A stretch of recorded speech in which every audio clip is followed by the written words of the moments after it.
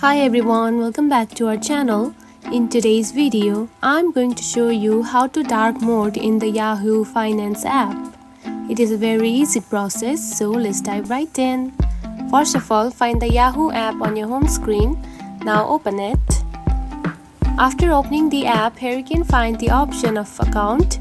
Now simply select it. Then here you can find the personalization option right here. Now go ahead and tap on it. Then here you can find the app theme. You can simply tap on to dark mode right here, and then the mode is on the dark now, and you can simply turn it back to light just like this. Now choose the dark mode, and that's it. This is how you can add the dark mode on the Yahoo Finance app. It is a very easy process, right? If you found this video helpful, don't forget to like and subscribe for more tips. Thanks for watching.